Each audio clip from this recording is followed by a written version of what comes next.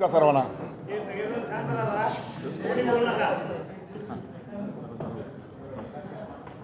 थोडीशी पार्श्वभूमी आपण घेऊ मागची थोडी, पण माझ्या म्हणजे बारीक आपल्या सिनियर पत्रकारांना काम करायची मी आता किती वर्ष करतोय, काय करतोय सगळ्यांना माहिती आहे. तरी पण 89 साली साधारण 90ला पहिली निवडणूक झाली महापालिकेची आणि तिथून आत्तापर्यंत साधारण 34 ते 36 वर्ष आम्ही पक्षामध्ये काम करतोय.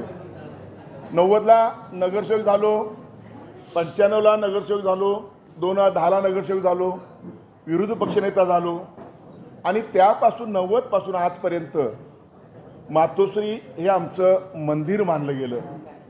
मातोश्रीवर राहणारे आमचे दैवत मानले गेले आम्ही आणि त्यांच्या विश्वासावर 36 वर्ष मी हा प्रवास केला आहे.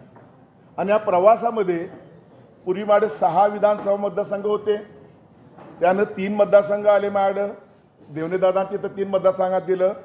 मी सर्व तुम्हाला आणि माझ्या ह्या जिल्ह्यातील सर्वच माझ्या पदाधिकाऱ्यांना, शिवसैनिकांना मनापासून धन्यवाद देईन की सत्ता असो नसो आमच्या निर्णयावर माझ्यावर विश्वास ठेवून खूप चांगल्या पद्धतीने कोल्हापुरात काम केलं गेलं.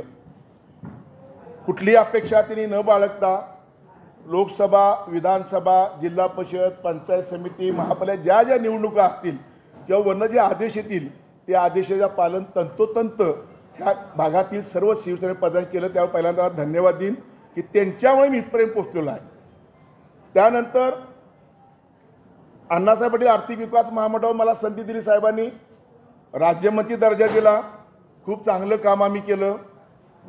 कोल्हापुरात कधीच नाही ते उपनेतेपद दिलं गेलं, मला उपनेतेपद दिलं गेलं आणि या सगळ्यांचा वाटा तुमच्यावर आमच्या सर्व शिवसैनिकांचा, सन्माननीय उद्धव साहेबांचा आशीर्वाद, मोठ्या साहेबांचा आशीर्वाद, रश्मी वहिनी, ह्या सगळ्याच्या आशीर्वादानं एक सर्वसामान्य कुटुंबातील एक कार्यकर्ता ह्या पदावर पोचला गेला.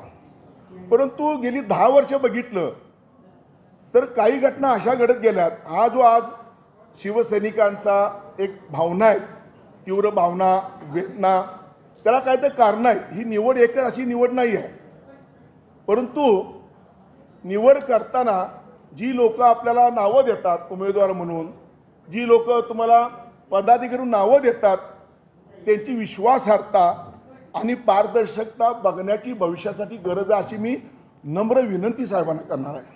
नम्र विनंती, कारण प्रत्येक वेळी आम्ही तुमच्यावर विश्वास ठेवून तुम्ही जो आदेश द्याल त्या आदेशाचं पालन आत्तापर्यंत आम्ही करत आलेलो आहे आणि ती सगळे शिवसैनिक त्याबद्दल कुठेही कमी पडले नाहीत.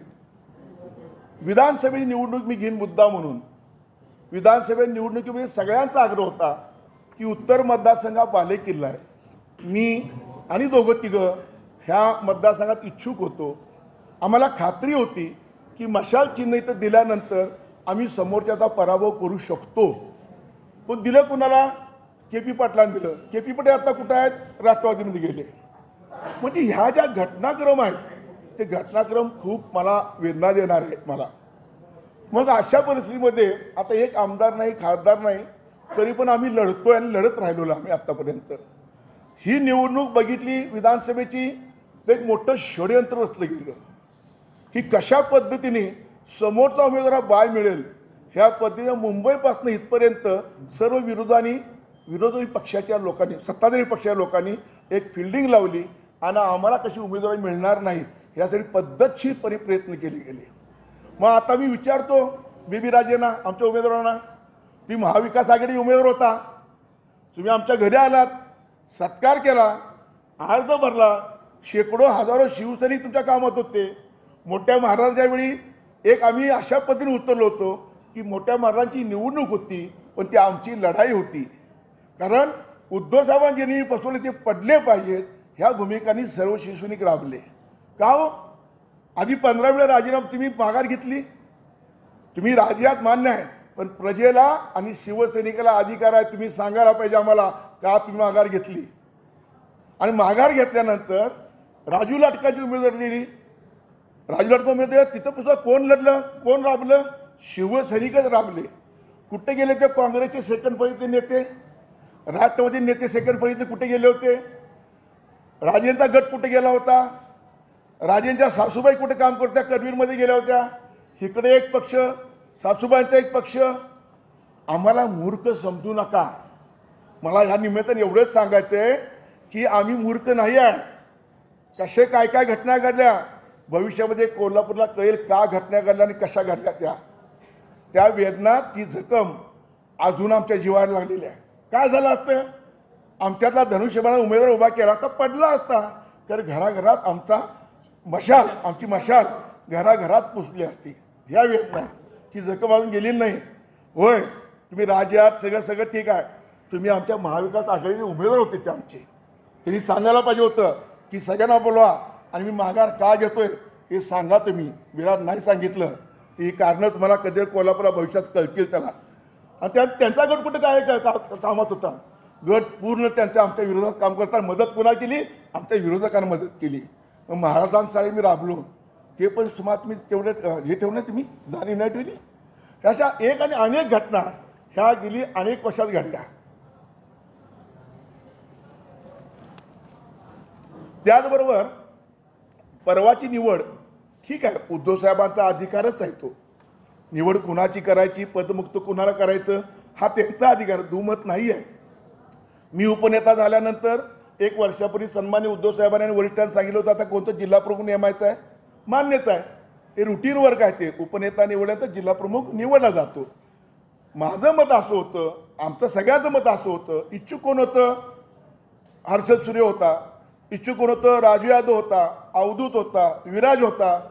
आम्ही उपनेते सहसंप्रमुख विजय देवणे.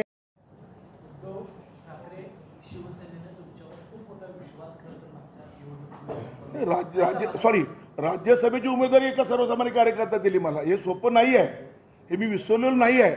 म्हणून या पक्षात मी एक सक्रिय कार्यकर्ता म्हणून, शिवसेने म्हणून काम करा. पण उपनेतेपद म्हणून तुम्ही काहीच त्यांना विश्वास घेणार असाल तर कशाला पाहिजे ना ते पद.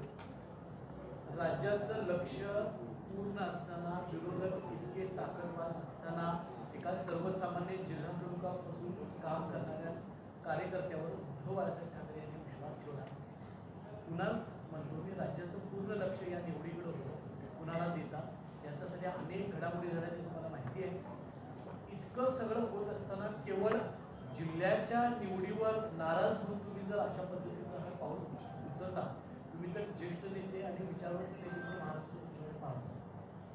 पदाधिकाऱ्यांना, कार्यकर्त्यांना पद मिळालं हे मान्य आहे, पण इतका मोठा जेव्हा उद्धव बाळासाहेब ठाकरेच्या विरोधामध्ये सगळा राज्य उभारता एकत्र पक्ष आलेले आहे, अशा वेळी तुम्ही एखादी विरोधकांना संधी देता असं तुम्हाला वाटत नाही का? नाही, मी उपनेते पदाचा राजीनामा देतो. मी पक्षाचा राजीनामा देत नाही आहे. जाहीरपणे पत्रकार परिषद घेऊन जर अशा पद्धतीनं अंतर्गत वाद जर तुम्ही चव्हाट्यावर नसाल तर मग विरोधकांना हेच मिळालं ना. नाही, आता पक्ष अडचणीत असताना अशी आपली भूमिका नाही,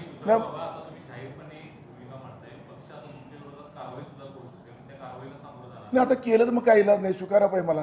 याचा अर्थ तुम्ही याच्यासाठी मला स्वीकारा पाहिजे, कारण माझ्यावर एवढा विश्वास साहेबांचा आहे, कुटुंबाचा विश्वास आहे. मी काय म्हणते, मी त्यांना दोष देत नाही आहे. ज्या लोकांनी आतापर्यंत जे केलं, या उमेदवारीचं असू देत किंवा पदाचा असू दे, मी पदातही नेमलाय राग नाही आहे.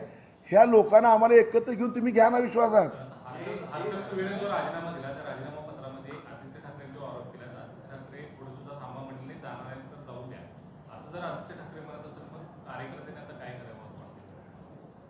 ते नेते ते युवासेनेचे अध्यक्ष आहेत, त्यांच्यावर मी बोलणं योग्य नाही. ते त्यांच्याबद्दल नाही काय कल्पना आहे, कळेल मला. ते काय ते नेमकं काय ते कळेल मला. निवडीवर माझा आक्षेप सतीवर नाहीच आहे. निवड प्रक्रिया निवड प्रक्रियेमध्ये मला, मी म्हणतो कमीत कमी आम्हाला विचारा तरी. तुम्ही सगळं झाल्यानंतर मग मला सांगताय काय ते त्यांच्यातले प्रमुख सांगतायत की आम्ही असं का ठरवलंय. आणि तुम्हाला लोकसभेत, दोन्ही लोकसभेत तुम्हाला समन्वय नको म्हटलं. मला ते लोकसभेत समन्वय म्हणजे मला असं नको ना. काय मला ज्या पक्षात अखंडपणे 36 वर्षात राहून जर असं होणार असेल आणि शेवटपर्यंत मी जसे प्रभू रामचंद्राच्या पायाखाली हनुमान बसले तसे मी उद्धव साहेबांवर राहणार आहे. मी कुठल्याही विरोधकांच्या बळी जाणार नाही आहे. गेलेलो नाही, जाणार नाही. अनेक फोन येत आहेत कालपासनं, पण गेलो नाही. मी उद्धव साहेबांचा शिवसैनिक म्हणूनच कायम आयुष्यभर मी काम करणार. हर्षल सुर्वेचा असा आरोप आहे की सगळी पदाधिकारी निवड होत असताना काही काँग्रेसच्या स्थानिक पदाधिकाऱ्यांनी देखील या सगळ्यामध्ये हस्तक्षेप केला आणि त्यांचा देखील आक्षेप तोच आहे की जर संघटनात्मक पातळीवर जर महाविकास आघाडीमधल्या एका पक्षाचा काहीतरी आपल्यामध्ये हस्तक्षेप होणार असेल तर तो परवडणारा नाही किंवा ते दुर्दैवी असेल त्यांचं म्हणणं आहे. तुम्हाला असं वाटतं का दुसऱ्या कुठल्या तरी पक्षाच्या पदाधिकाऱ्यांनी यामध्ये हस्तक्षेप केला? नाही नाही नाही असं नाही. वरती मातोश्री असं कोणाचं वेगळ्याचं कोणाचं ऐकलं जात नाही कधी. तुमच्या पक्षाचे संपर्क नेते माजी खासदार विनायक राऊतांनी या सेटिंग केले असं शिवसैनिकात चर्चा आहे. याविषयी तुमचं काय म्हणतं? नाही मला त्याची काय अडचण नाही. मला काय कल्पना नाही. मला संपर्क प्रमुख तुमची भूमिका जाणून घेत होते का की नाही का? नाही मी सांगू का हे संपर्क प्रमुखांना मी ऑलरेडी ही नावं कित्येक वेळा पाठवली होती. विराजला प्रत्येक वेळी फोन विराज तुम्ही बोला, तुम्हाला बोलले होते का नाही, बोलवलं होतं का नाही, बोलवलं होतं मला. आणि यांच्याही चर्चा केली. अवधूत तुम्हाला पण सांगितलं होतं, हर्षला बऱ्याचदा बोलून घेतलं होतं. मग त्यांना बोलवून तर घ्यायचं नाही. महिना 2-2 महिने त्याला तुम्ही सांगताय की तुम्ही या, आपण साहेबांनी पुढे या, तुम्ही या साहेबांना. त्यांना सांगायचं नाही होणार तुमचं. साहेब संयम का सुटतोय? रवी आहेत ना, आहेत ना, जिल्हा प्रमुख आहेत. किती वर्ष मागे ते राहिले होते तुम्हाला माहिती आहेत ना, अजून आहेत. तुम्ही किती वर्ष मागे राहिले तुम्हाला माहिती आहे. पण नवीन पदाधिकाऱ्यांना तेवढा सुद्धा संयम नाही आहे का? कंट्रोल नाही आहे का? थोडं थांबूया. नाही मी काय म्हणतो, संयम आणि बोलवून विश्वासात घेणं हा फरक आहे. ते काम तुमचं आहे साहेब. केला प्रयत्न ना. 3 महिन्यांपासून संजय पवार शिवसेना एकनाथ शिंदेच्या गळाला लागलेले आहेत असा प्रचार कोल्हापूर जिल्ह्यामध्ये सुरू आहे. याचं ही पहिली पायरी समजा. तो आरोप आहे. संघटनेत पक्षामध्ये असे आरोप केले जातात. एखाद्याला बदनाम करायचं असेल तर असं षडयंत्र रचलं जातं. आपलीच लोक म्हणून तर काश्मीरमध्ये हल्ला होतोय. बाहेरचे आपले अतिरेकी नसतात, आपल्यातलेच अतिरेकी जास्त असतात आणि ते अतिरेकी जास्त गोंधळ घालत असतात. नाही मी मग काय सांगितलं ना, शेवटच्या श्वासापर्यंत उद्धवजी बाळासाहेब ठाकरेच कारवाई झाली तरी मी शिवसैनिक म्हणूनच.